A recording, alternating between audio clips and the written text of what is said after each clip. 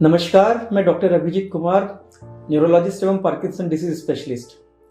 दोस्तों, पिछले वीडियोस में हमने बात की थी कि पार्किंसन डिसीज क्या है और उनके मुख्य लक्षण क्या है। अभी बात करते हैं उसके ट्रीटमेंट की, एक जनरल ट्रीटमेंट की, और उस बीमारी का कोर्स कैसा है। तो जब हम पार्किंसन डिसीज की बात करते हैं तो पार्किंसन डिसीज ये होती क्यों है? ये होती है आपके ब्रेन में लीवोडोपा नामक तत्व की कमी से, जो आपके स्मूथ मूवमेंट्स को कोऑर्डिनेट करता है। जब उस तत्व की कमी होगी तो आपके मूवमेंट्स स्मूथ नहीं रहेंगे एवं धीमे हो जाएंगे। तब ऐसी स्थिति में डॉक्टर्स क्या करते हैं, मूवमेंट डिसऑर्डर स्पेशलिस्ट क्या करते हैं? वो करते हैं कि आपकी बॉडी में लीवोडोपा को रिप्लेस करते हैं। उसके लिए लीवोडोपा की टैबलेट्स आती है, उसके साथ साथ डोपामिन एगोनिस्ट की भी टैबलेट आती है, जो मार्केट में प्रामिपेक्सोल या रोपिनेरोल के नाम से मिल जाती है। लीवोडोपा भी आसानी से उपलब्ध है। तो जब हम ये टैबलेट देते हैं तो ब्रेन में आपके लीवोडोपा की कमी पूर्ण होती है और आपके मूवमेंट्स अच्छे होने लगते हैं। पर क्या ये काफ़ी है? क्या इससे बीमारी ठीक होगी? बिल्कुल नहीं। जब हम पार्किंसन डिसीज के नेचुरल कोर्स की बात करते हैं तो ये समझना बहुत ज़रूरी है कि ये बीमारी आगे चलती कैसे है। ये इसलिए भी आवश्यक है क्योंकि पेशेंट को एवं पेशेंट के अटेंडर्स को, रिलेटिव्स को ये एक्सेप्ट करना, ये स्वीकार करना बहुत ज़रूरी है कि हमारी बीमारी क्या है और आगे क्या होने वाला है। तो जब पार्किंसन डिसीज की बात होती है तो शुरू के 3 से 5 साल में दवाओं का बहुत अच्छा रिस्पांस होता है। आप दवा लेते हैं, बहुत अच्छा रिस्पांस आता है, आप अपने सारे दैनिक कार्य बहुत अच्छे से कर लेते हैं। आप चलते हैं, आप फिरते हैं, आप शादियों में जाते हैं, सोशल होते हैं, दोस्तों से इंटरेक्ट करते हैं, आप गाड़ी भी चलाते हैं, आप मेंटली स्ट्रांग होते हैं। पर 3 से 5 साल के बाद दवा का असर कम होने लगता है। यहाँ पर समझना बहुत जरूरी है, इस फिनोमिना को हम कहते हैं ऑन ऑफ फिनोमिना। ऑन अर्थात जहाँ दवा का असर होता है, ऑफ अर्थात जहां दवा का असर खत्म हो जाता है। तो जनरली ये होता है कि मान लो आपने सुबह 8 बजे टैबलेट ली है तो उसका, और आपकी जो नेक्स्ट टैबलेट है वो दोपहर को 2 बजे है, तो 8 बजे की गोली का असर 8:30 बजे शुरू होता है और हो सकता है 12 साढ़े 12 बजे तक उसका असर खत्म हो जाए।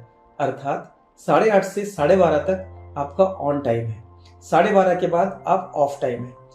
इन दोनों सिचुएशंस में ये देखना होता है कि आप ऑन टाइम में कितने स्ट्रांग रहते हैं, कितना अच्छा काम कर लेते हैं, अपनी दैनिक कार्य कर लेते हैं कि नहीं, और उसी प्रकार ऑफ में आप कितने डिसेबल्ड हो जाते हैं, आप कितने कमज़ोर हो जाते हैं, आपके पार्किंसन सिम्टम्स कितने बढ़ जाते हैं। यह प्रक्रिया चलती रहती है, ऑन और ऑफ। धीरे धीरे करके ऑन टाइम कम होने लगता है। उसको कंपनसेट करने के लिए हम दवा का डोज बढ़ाते हैं, दवा की फ्रीक्वेंसी भी बढ़ाते हैं।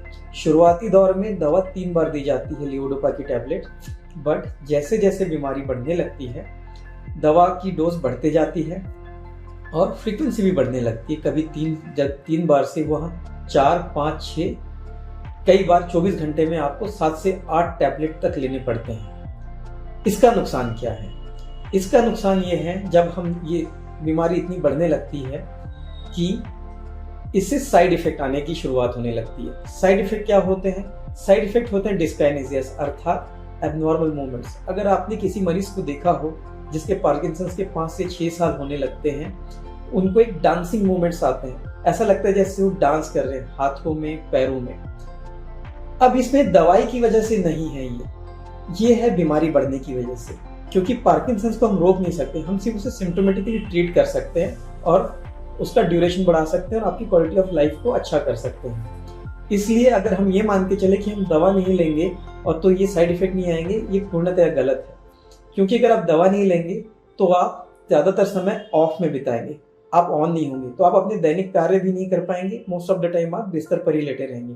तो दवा तो लेना ही है, क्योंकि ये डिसीज का, बीमारी का नेचुरल कोर्स है, इसको आप बदल नहीं सकते। अब बात होती है कि यहाँ पर क्या ऐसा इलाज है जो इन चीज़ों से छुटकारा दिला दे? हाँ है, डीप ब्रेन स्टिमुलेशन। आपको जानकर खुशी होगी, मध्य भारत में रायपुर ही एक ऐसा शहर है जहाँ डीप ब्रेन स्टिमुलेशन की सुविधा उपलब्ध है। मैं बताना चाहूँगा आपको, कलकत्ता से लेकर मुंबई तक इस पूरे लाइन पर सिर्फ रायपुर ही ऐसा शहर है जहाँ हम डीप ब्रेन स्टिमुलेशन करते हैं। तो डीप ब्रेन स्टिमुलेशन से क्या फायदा होता है? डीप ब्रेन स्टिमुलेशन एक सर्जिकल प्रक्रिया है जिसमें हम ब्रेन में इलेक्ट्रोड लगाते हैं और उसकी बैटरी कॉलर बोन के नीचे प्लेस करते हैं और उससे रिमोट से हम उसको प्रोग्राम करते हैं। फायदा क्या है? फायदा ये है, जो एडवांस पार्किंसन डिसीज है वो, उसमें जो आपकी बीमारी है कम से कम 5 से 8 साल पीछे चले जाती है। आपकी दवाई का डोज कम से कम 50% कम हो जाता है और आपकी दैनिक कार्य दिनचर्या सुचारू रूप से चलने लगती है। हालांकि रिस्क थोड़ा बहुत है और यह क्योर नहीं है, ये जानने वाली बात है, यह क्योर नहीं है। जिस प्रकार आप टैबलेट लेते हैं वैसे ही यह भी एक ट्रीटमेंट की विधि है। इस ट्रीटमेंट की विधा से आपकी बीमारी कम से कम 10 साल पीछे जाएगी और अगले 10 से 15 साल आपकी दवाइयों की डोज पर कंट्रोल रहेगा। धन्यवाद।